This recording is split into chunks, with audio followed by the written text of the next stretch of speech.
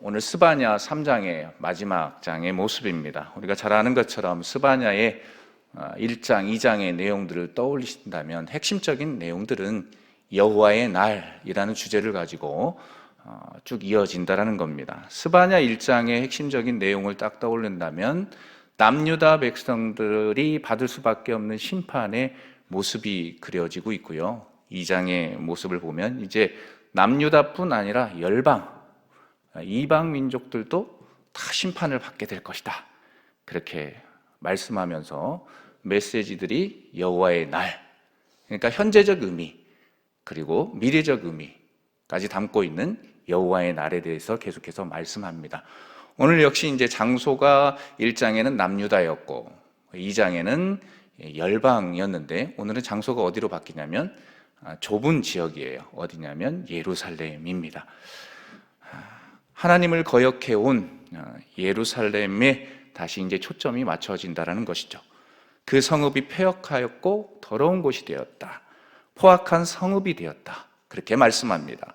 1절 말씀 함께 읽어볼까요? 1절입니다. 시작. 폐역하고 더러운 곳, 포악한 그 성읍이 화 있을진저. 아멘.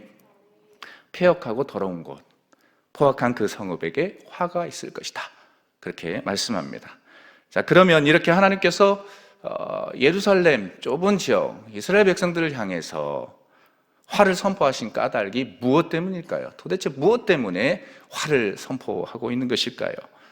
그것은 예루살렘에 거주하는 자들이 하나님의 명령을 듣지 않았고 가까이 하지도 않았기 때문이죠. 2절 말씀 읽겠습니다. 2절입니다. 시작. 그가 명령을 듣지 아니하며 교훈을 받지 아니하며 여호와를 의뢰하지 아니하며 자기의 하나님에게 가까이 나아가지 아니하였도다. 그렇게 말씀하죠. 이런 것 때문에 명령을 듣지도 아니하고 가까이 하지도 않았기 때문에 화를 선포하는 것이죠. 심지어 어떻습니까? 예배 처소를 욕되게 하는 제사장들을 향해서도 죄악을 돌이키기를 원하는 마음으로 아침마다 공의의 빛을 비쳤다라고 합니다. 하나님께서 공의의 빛을 비추셨습니다. 하지만 그들은 죄악에서 돌이키지 않았습니다. 그 의미를 4절과 5절에서 이렇게 증거합니다. 함께 읽습니다. 4절과 5절입니다. 시작. 그의 선지자들은 경솔하고 간사한 사람들이요 그의 제사장들은 성소를 더럽히고 율법을 범하였도다. 그 가운데에 계시는 여호와는 의로우사 불의를 행하지 아니하시고 아침마다 빠짐없이 자기의 공의를 비추거늘 불의한 자는 수치를 알지 못하는도다. 아멘. 수치를 알지 못한다. 선지자들도 타락했고 심지어 수치를 모른다. 스바냐 2장 1절에도 보면 수치를 모르는 백성들아 모일지어다 그렇게 하잖아요. 부끄러움을 모르는 그런 상황, 그런 백성들이었습니다. 이뿐 아니라 하나님께서 끊임없이 그들을 돌이키기 위해서 선지자를 보냈습니다. 스바냐 선지자만 보낸 것이 아니라 수없이 남유다 백성들이 하나님 앞에 신실하게 살아가기를 원하는 마음으로 선지자들을 보냈습니다. 그런데 오히려 그들이 부지런히 그들의 모든 행위를 더럽게 했다. 이 독특한 표현입니다. 어느 성경에도 이런 말씀은 안 나와요. 부지런히 그들의 모든 행위를 더럽게 했다 라고 말씀합니다. 7절 말씀 한번 읽어볼까요? 7절입니다. 7절 시작.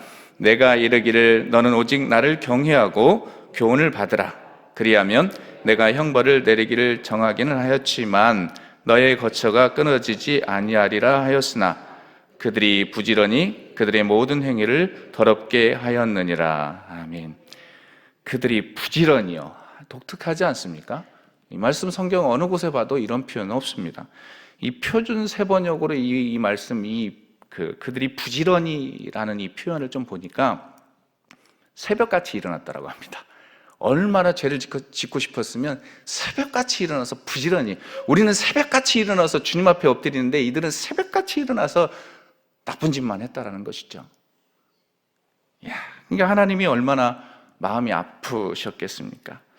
이러한 까닭 때문에 여호와의 날이 올 것임을 말씀합니다. 이 여호와의 날은 제가 서두에서도 말씀드렸지만 현재적 의미예요. 이스라엘 백성들에게 있어서 이제 남유다가 멸망하기 직전이거든요. 이제 바벨론에 의해서 멸망하기 직전에 그런 상황 속에 있는 이스라엘 백성들을 향한 말씀이거든요. 그 멸망. 그러면서도 앞으로 일어날 일, 미래적 측면도 같이 보는 것인데요. 어쨌든 현재적 의미로 너희들 그렇게 살아가기 때문에 심판을 받을 수밖에 없다. 하지만 동시에 미래적 의미로 보면은 여호와의 날은 평화와 영광이요 또 축제의 날이라는 것이죠. 왜 그럴까요? 그날에는 세상은 깨끗하여지고 언어도 정결해진다라고 말씀합니다. 우리 현대인의 성경으로 9절 말씀 함께 읽어보도록 할까요? 9절입니다. 시작. 그때에 내가 모든 민족의 입술을 깨끗하게 하여 그들이 나 여호와의 이름을 부르며 협력하여 나를 섬기게 하겠다. 아멘. 뭐라고 말씀합니까? 그때에는 내가 모든 민족의 입술을 깨끗하게 하여. 그때가 언제입니까? 여호와의 날. 주님이 오시면, 하나님이 오시면, 그죠? 모든 민족의 입술을 깨끗하게 할 것이요 그들이 나 여호와의 이름을 부르며 협력하여 나를 섬기게 하겠다. 그렇게 말씀합니다. 계속해서 스바냐 선지자는 남은 자들이 하나님께 보호를 받으면서 또 은혜를 누리게 된다는 것을 말씀하죠. 12절과 13절 함께 읽어보겠습니다. 12절과 13절이 시작입니다. 시작. 내가 공고하고 가난한 백성을 내 가운데 남겨두리니 그들이 여호와의 이름을 의탁하여 보호를 받을지라. 이스라엘의 남은 자는 악을 행하지 아니하며 거짓을 말하지 아니하며 입에 거짓된 혀가 없으며 먹고 누울지라도 그들을 두렵게 할 자가 없으리라. 아멘. 남은 자, 그죠? 남은 자라는 표현이 나옵니다. 이 말씀 안에서는 남겨두신 자를 통해서 선민 이스라엘 백성들을 회복시키겠다. 그러니까 여호와의 날 남유다 백성들이 하나님 앞에 돌아오지 않고 결국 죄를 하도 짓다 보니까 멸망하잖아요. 멸망하는데 그럼에도 불구하고 그게 다 끝이 아니다. 남은 자들이 있다라는 것입니다. 남은 자. 구약 성경에 있어서 남은 자 사상이 참 중요하거든요. 남은 자를 통해서 하나님께서 또 이스라엘 역사를 이어간다라는 것들을 말씀합니다. 그렇게 약속해 주시는 것이죠. 다 멸망시킬 것 같지만 너희들 그럼에도 희망이 있다. 남은 자들이 있으니까 그렇게 말씀합니다. 이어서 이스라엘의 남은 자들이 장차 큰 기쁨과 즐거움을 누리게 될 것임을 말씀하죠. 14절과 17절 말씀에 그렇게 말씀하는데요. 이러한 기쁨과 즐거움을 누리게 되는 이유를 15절 하반절에서 다음과 같이 증거합니다. 내가 다시는 화를 당할까 두려워하지 아니할 것이라. 내가 다시는 화를 당할까 두려워하지 아니할 것이라. 그렇기 때문에 너희들 기뻐할 수 있다. 그 화를 왜 당하지 않는 것입니까? 하나님께서 이 땅에 오시면 너희들을 향한 형벌을 제거할 것이고 또 원수들을 쫓아낼 것이다. 더 더불어서 놀라운 능력의 역사가 있는데 그건 뭐냐면 이스라엘 하나님 여호와가 그들 가운데 계실 것이기 때문에 너희가 다시는 화를 당할까 두려워하지 않아도 된다. 그렇게 말씀하지요. 그 내용이 14절에서 17절에 기록이 되어 있습니다. 그리고 18절에서 20절 말씀을 보시면 이제 완전한 회복에 대한 메시지들을 합니다. 완전한 회복. 하나님께서는 이스라엘을 괴롭히던 적들을 완전히 멸하시고 흩으셨던 남은 자들을 예루살렘으로 다시 모으시겠다. 다시 일으키시겠다 말씀하죠. 그래서 그들의 고통과 수욕을 뭘로 바꾼다? 칭찬과 명성으로 바꿔주신다. 열방이 보는 앞에서 그들을 한없이 높여주실 것이다. 그렇게 말씀합니다. 20절 말씀을 우리 현대인의 성경으로 읽습니다. 시작. 그때에 내가 흩어진 너희를 모아드리고 세상의 모든 민족 중에서 명예와 칭찬을 얻게 하며 너희가 보는 데서 너희를 원상태로 회복시키겠다. 이것은 나 여호와의 말이다. 아멘. 완전한 회복이요. 이스라엘 백성들을 향한 완전한 회복에 대한 말씀이기도 하고 더 넓은 의미를 향해서 종말의 때에 마지막 때에 여호와의 날이 임하면 그때 너희들을 완전한 상태, 최상의 상태로 회복시키겠다라고 하면서 오늘의 본문의 말씀들이 맞춰지고 있습니다. 이것은 나 여호와의 말이니라 하면서 맞춰지고 있는 이 스바냐 3장의 말씀입니다. 자, 그렇다면 이 말씀들을 통해서 우리가 깨달을 수 있는 영적인 메시지가 무엇이 있을까요? 제가 생각했을 때에 우리가 기뻐할 수밖에 없는 까닭과 이유가 있다. 그 의미들을 발견하게 됩니다. 우리 인생길이 고단하고 힘들지만 그 가운데서 우리가 기뻐할 수 있는 이유가 무엇일까? 그 두 가지 의미로 이 본문 속에서 찾아볼 수가 있습니다. 먼저는 여호와께서 우리의 형벌을 제거해 주셨기 때문에 기뻐할 수 있다는 것입니다. 여호와 하나님께서 우리의 형벌을 제거해 주셨습니다. 믿으십니까? 네, 그것을 믿으셔야 된다는 거죠. 15절 말씀 함께 읽겠습니다. 15절입니다. 시작. 여호와가 내 형벌을 제거하였고 내 원수를 쫓아냈으며 이스라엘 왕 여호와가 내 가운데에 계시니 내가 다시는 화를 당할까 두려워하지 아니할 것이라. 아멘. 본절에 보시면 여호와께서 내 형벌을 제거하였고 라는 그런 말씀이 나옵니다. 이 표현은 어떤 의미를 담고 있느냐 하면 바로 여호와의 사죄 은총을 나타내주는 말씀입니다. 용서하신다. 사죄 은총. 즉 하나님께서 그들 가운데 교만하여서 자랑하는 자들을 제거하였을 뿐 아니라 그들을 두렵게 하는 형벌을 제거하였다. 죄들을 용서하였다. 심판받을 수밖에 없는 그런 상황들을 다 제거해 주셨다. 이처럼 하나님께서 구원을 가로막는 수많은 모든 것들을 완전히 제거해 주시고 또 그러면서도 앞으로 있을지 모르는 외부적인 위험마저도 철저하게 제거해 주셨다. 그렇게 말씀합니다. 이어서 다시는 화를 당할까 두려워하지 않아도 된다라고 그렇게 말씀합니다. 여기에서 화는 무엇을 의미할까요? 성도들이 세상 속에서 당하는 일반적인 어떤 시련, 환난, 그것을 의미하지 않습니다. 그것도 의미할 수 있지만은 그것을 더 뛰어넘는 의미가 있습니다. 결정적인 재왕과 멸망의 의미를 담고 있다는 것입니다. 이 모든 것으로부터 자유를 주시겠다. 그렇게 말씀합니다. 그러니 이스라엘 백성들이 어찌 기뻐하지 않을 수 있겠습니까? 모든 재앙으로부터 그것들을 제거해 주신다라고 약속했는데 그들이 어찌 기뻐하지 않을 수 있겠습니까? 기뻐할 수 있는 것입니다. 그러면 이러한 기쁨이 단지 이스라엘 백성들을 향한 기쁨만 해당이 될까요? 아니지요. 오늘을 살아가는 우리들에게도 적용되어지는 기쁨입니다. 우리에게도 주어진 기쁨입니다. 사실 우리는 죽을 수밖에 없는 존재였습니다. 너무나도 잘 알고 있습니다. 영원한 심판을 받아 불못에 던져질 수밖에 없는 존재가 바로 우리였습니다.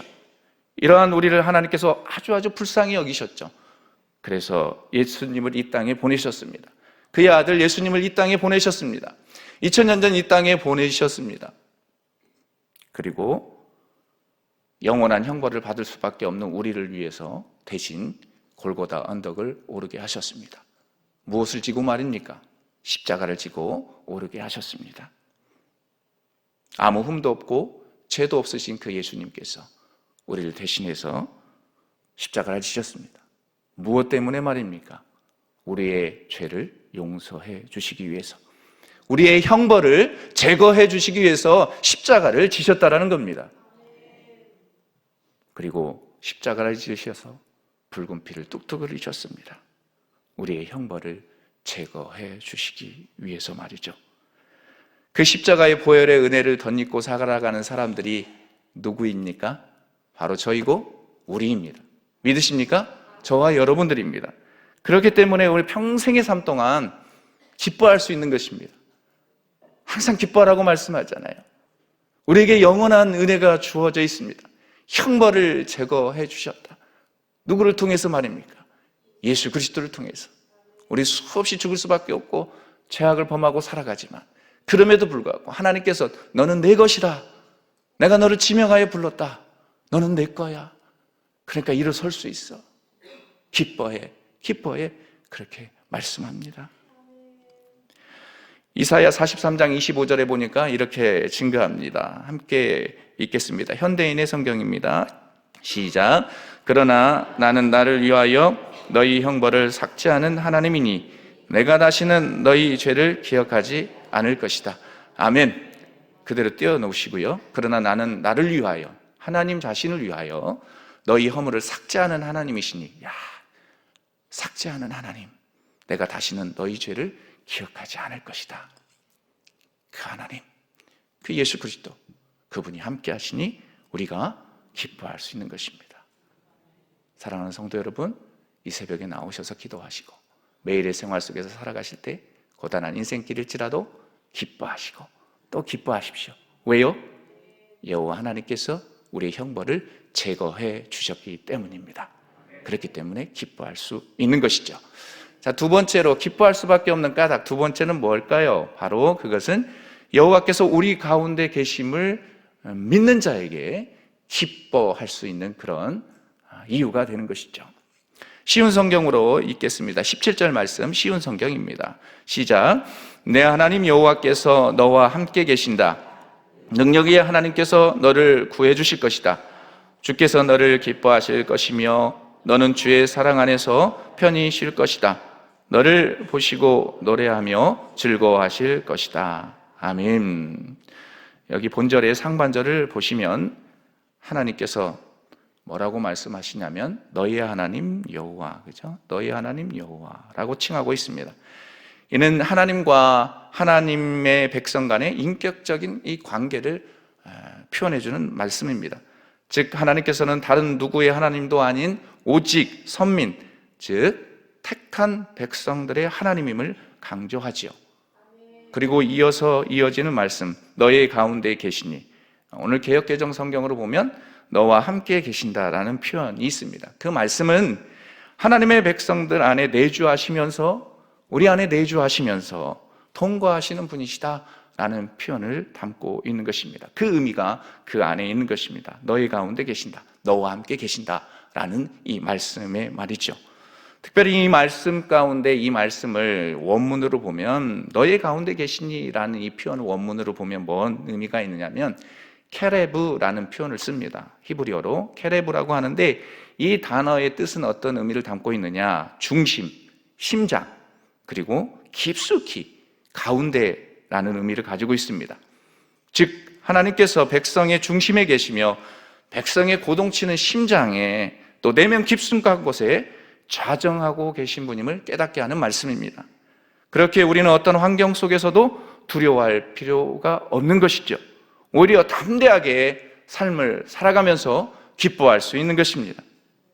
왜요? 하나님께서, 주님께서 우리 가운데 함께 하시기 때문에. 사랑하는 새벽의 성도 여러분, 하나님께서는 이스라엘 백성들과 함께 하셨던 것처럼 오늘을 살아가는, 그러니까 2024년을 살아가는 우리, 특별히 이 5월 가정의 달을 살아가는 우리에게도 함께 하십니다. 어떠한 환경 속에 있을지라도 함께 하시며 보호하시는 전능하신 하나님, 엘샤다이 전능하신 하나님이 함께 하십니다. 하나님은 말씀하시죠. 구원을 베푸실 전능자이시라고 말씀합니다. 구원을 베푸실 전능자입니다. 이미 우리를 구원하셨고 삶이 고단하고 힘들지라도 그분은 우리를 구원하실 전능자이십니다. 못하실 일이 없으실 전능자 엘샤다이 하나님이십니다. 그렇기 때문에 우리가 삶이 정말로 힘들고 웃음이 사라질지라도 기뻐할 수 있는 겁니다. 하나님께서 우리 가운데, 우리 내면에 좌정하고 계시기 때문입니다.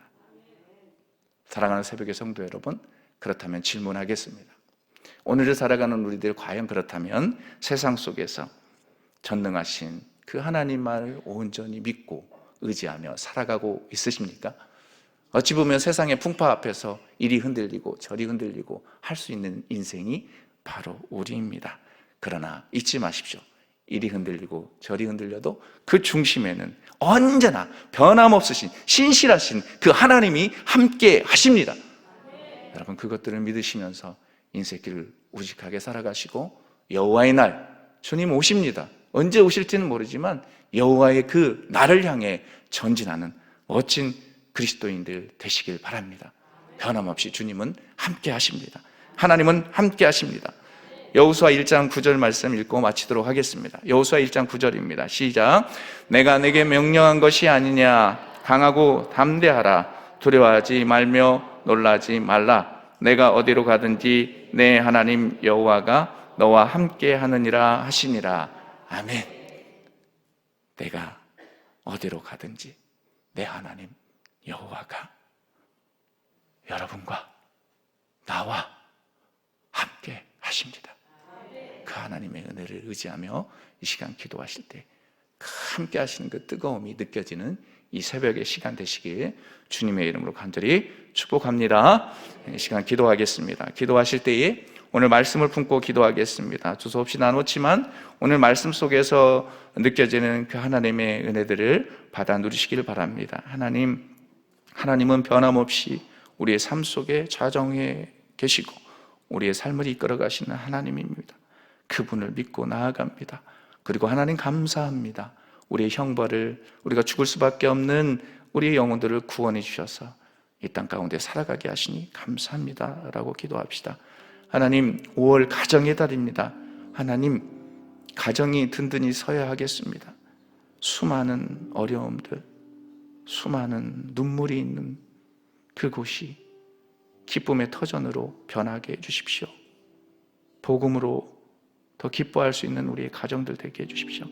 그렇게 기도합시다. 더불어서 계속해서 기도할 때 전쟁과 기근으로 힘들어하는 하나님의 백성들, 전 세계 백성들을 생각하시고 또 악법들이 사라지게 해주시라고 이 시간 주여 한번 외치고 기도합니다. 주여! 하나님 아버지, 하나님 이 시간 함께 이 새벽에 기도합니다. 하나님, 스바냐 3장의 말씀을 통해서 하나님의 크신 사랑의 은혜들을 다시 한번 느낍니다.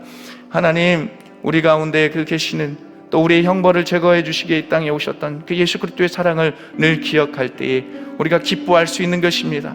하나님, 우리가 기뻐할 수 있는 것이죠. 그 주님이 항상 우리와 함께 하십니다. 그렇기 때문에 우리가 기뻐할 수 있는 것입니다. 하나님, 우리 기뻐하게 하여 주옵소서. 어떤 환경, 어떠한 처지에 있을지라도 주님 바라보며 기뻐할 수 있는 그런 넉넉한 마음들을 허락하여 주옵소서. 하나님, 그런 넉넉한 마음들이 우리 안에 있게 하여 주시기를 원합니다. 오 하나님, 역사하여 주옵소서. 이 땅에 하나님 수많은 가정들이 있습니다. 가정의 아픔과 슬픔들이 많습니다. 주님 도와주셔서 이 땅에 있는 많은 가정들이 회복이 있게 하여 주시고 복음으로 치유되게 하여 주옵소서. 복음으로 치유되는 그런 역사가 있는 이 땅, 이 수많은 가정들이 다질 수 있도록 주님 도와주시기를 원합니다. 눈물 흘리고 있는 가정, 하나님 한탄하고 있는 가정 일어나게 하여 주시고, 오늘도 전쟁과 기근으로 힘들어하는 하나님의 백성들, 전 세계에 있는 많은 백성들이 있습니다. 주여 긍휼히 여겨 주옵소서. 평화가 있게 하시고 하나님 아버지, 기근이 끊기게 하시고 전쟁이 끊어지게 하여 주옵소서. 주님 역사하여 주시옵소서. 이 땅 가운데 하나님 거룩한 땅이 되게 하여 주옵소서. 악법들이 하나님 철폐되게 하시고 진리의 말씀들이 이 땅 가운데 선포되게끔 하나님 이 땅이 거룩한 땅 되게 하여 주옵소서. 주님 거룩한 땅 되게 하여 주옵소서. 주님 역사하여 주옵소서. 하나님 아버지, 은혜를 감사합니다. 고단한 인생길입니다. 힘들고 어려운 삶들을 살아내지만 그럼에도 불구하고 우리가 기뻐할 수 있는 것은 이 땅에 예수님께서 오셔서 우리를 위해 십자가를 지시고 우리의 형벌을 제거해 주셨기 때문입니다.